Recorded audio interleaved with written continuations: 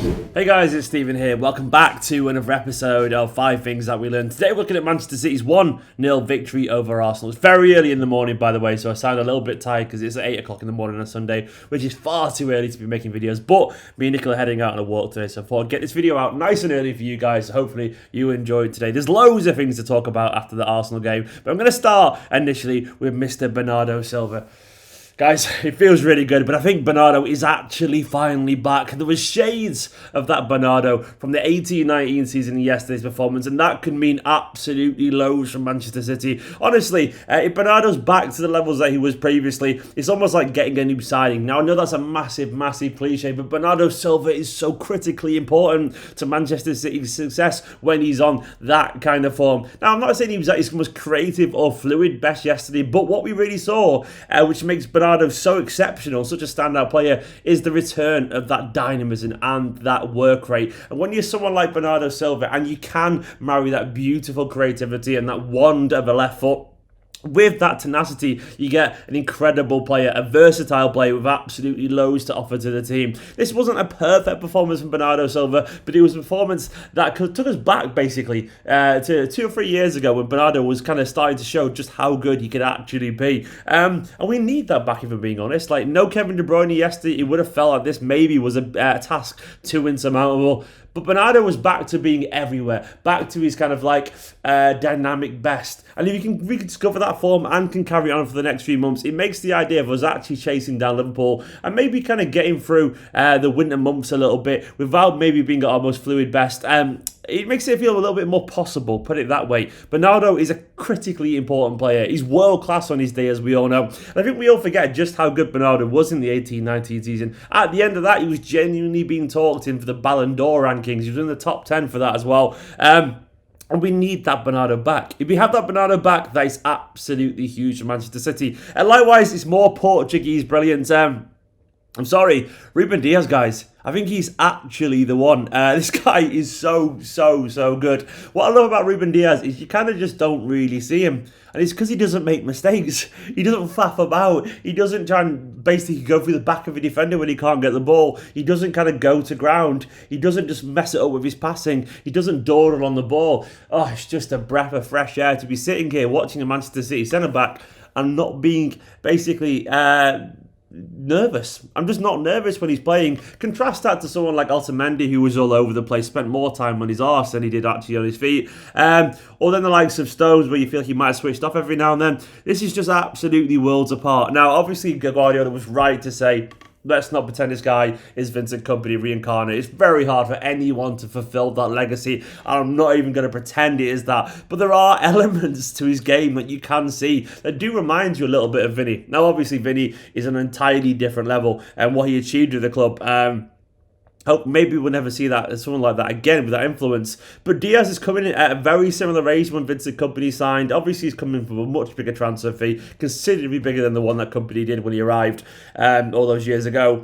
But Diaz already has similar traits in terms of his leadership and his power. There was a moment towards the end of the game where late on Arsenal basically whipped in across and Ruben Dias was exactly where he needed to be. Tall, strong, won the ball in the air and headed it clear. I know it sounded like a small thing, but it was just the ferocity and the intensity that he did it. It was just so reassuring. It was the kind of little header that he wins that makes the fans, if the fans were there, they would have been cheering and roaring that on. And he was there constantly pushing people where to be. Towards the free kick, I noticed him at the free kick at the end. I noticed them as well directing other players to where they needed to be. It's just exactly the kind of thing you want to see from Manchester City centre-back. And hopefully, at some point, in a long-term centre-back kind of partnership with Laporte, those two could genuinely become one of the best centre-back partnerships in the world. They have all the tools to them. They're both incredibly comfortable on the ball. They're both strong. They're both really focused, and they both improve our defence. Alongside as well, this next guy, Steady Nathan Ake. I don't think we quite realise as well just how good a footballer Ake is. Seriously, what I love about Ake is he's Mr. reliable. I think you could play this guy in any position on the pitch and he would be just very useful. He's that kind of player. Intelligent, versatile, committed and focused. And once again, our defence looked better with Ake just being there. Seriously, this guy is a good footballer. It goes back to the whole squad thing in the transfer window. And even though at times it maybe felt a little bit underwhelming and we didn't solve every single essentially ailment in our team. And I can't pretend that we didn't. What we did sign, though, is a bunch of serious footballers who can actually improve our defence, thankfully. And Ake seems to have all the attributes to make him basically like a perfect squad player. Though there's an argument to be said that maybe he's playing his way into our strongest lineup anyway. And yesterday he played in a kind of unfamiliar-ish role for so far while at Manchester City. He played like a left-back role, but occasionally he was playing one of a free kind of. It was like it was free at the back sometimes when we were defending. When he was playing like left centre back, occasionally he was playing as like a left back. Occasionally he was stepping into midfield. We saw a lot of that yesterday. We saw a lot of Ake basically being anywhere he needed to be, but always reliable, always assured, and none of the mistakes that have plagued our fullbacks either. He's not going to offer loads going forward, Ake, but that's okay. Not every player needs to be, incredibly good going forward, or they don't need to be, Joao Cancelo when he's bombing forward, who had a good game at right back, by the way, and some very interesting attacking moments. Not everyone needs to be Joao Cancelo. Sometimes you just need a steady defender, basically, a good, reliable defender. And Ake is one, once again, who is young and can improve loads at Manchester City. We've signed a good lad there, genuinely. I think we signed a player who's going to really improve this team. And him alongside Dias and Laporte, and maybe Walker one day, that is a defence that's going to... Put it this way, if we ever wanted to play a game where we wanted not to concede goals, Ake, Walker, Dias, Laporte, then put Rodri and Fernandinho ahead of them or something like that. Along with, you got to struggle, basically. You got to struggle because that is a good, solid bunch of defenders, which is nice to say. Reliable defenders, we finally got them. Fourth point is we got a focal point back. Aguero is back, and I'm sorry, even though it wasn't the most explosive Manchester City forward, even though there wasn't loads of goals, it was pretty obvious that so many players in our team appreciated to have someone there that gives the defenders of the opposition team immediately a little bit of nerves, Aguero's sheer presence makes defenders drop off because he is that revered and that feared throughout the game. That Aguero just being on the pitch means things at Manchester City, It means that it's a lot easier and that we can basically commit players going forward with Aguero knowing exactly where he needs to be. I don't mind occasionally the false nine experiment, but Bernardo or Mahrez or Foden or Sterling, they're just not strikers, we can't pretend that they are. And having someone like Aguero back, it's just nice to see. And I thought last year Aguero looked pretty decent as well. You could tell the players were enjoying playing with him. He wasn't at his most clinical best or anything like that, but his awareness, his link-up play was really good, and he was involved a few times in creating chances. And it's good to have him back. Even Sterling said it was nice to have a focal point and play with a proper striker. Now, of course, with the news about Gabriel Jesus, who's been out for some time now, which is really bad news, it's important that Aguero does find his best form back, and I'm sure he can. There were some encouraging signs yesterday. It's just good to have Aguero back looking something close to his best again. And likewise, Eddie saves, man. Apparently Ederson can't save shots, Apparently he doesn't make saves. Well, I don't know who we were watching yesterday. I feel like we were watching this perfect goalkeeper who could pass the ball out and make world-class saves. It was so nice to see Ederson making big match-winning saves for us. He's a very good keeper, Ederson, I know he was like a little bit quiet last year and he made a few mistakes and all that kind of stuff. I mean, he's made a couple as well since lockdown. Even against Leeds, he made a mistake, of course, but he was fantastic in that game and made some absolutely huge saves.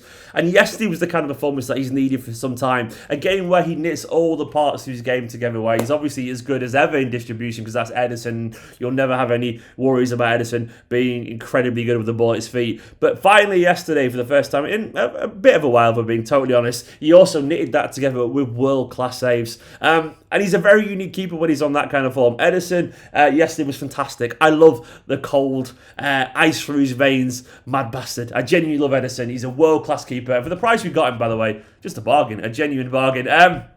It's also worth remembering that Ederson is still only relatively young in goalkeeper terms, 27 years old. He's got loads of time. He probably won't even reach his peak for another 3 or 4 years, given goalkeepers these days. Ederson is class, and it was just nice to see him have the kind of game that we fans know he can have, and that he needed to actually essentially get us the points. Guys, that is 5 things that I learned. There's loads more talking points. I also wanted to talk a little bit about Guardiola getting his mojo back potentially, because obviously he outmastered Mikel Arteta. Forgot to talk about that, but here's that kind of extended point now. I thought Guardiola was spot on yesterday with his tactics and showed essentially a relatively renewed pragmatism, which I think was really, really important. Actually, this is a bonus 6 point. I'm going to carry on talking. But Guardiola yesterday was really interesting with his setup. He could clearly look to kind of tactically nullify Arsenal's most dangerous players. It didn't work always with Saka, but Aubameyang was very quiet yesterday at times, and that was really noticeable in its effect, because I think Guardiola really showed Arteta that he is still the master, you know. As good as Arsenal were yesterday, City was still very good at nullifying their threat. And City, that was largely because of Guardiola's tactics.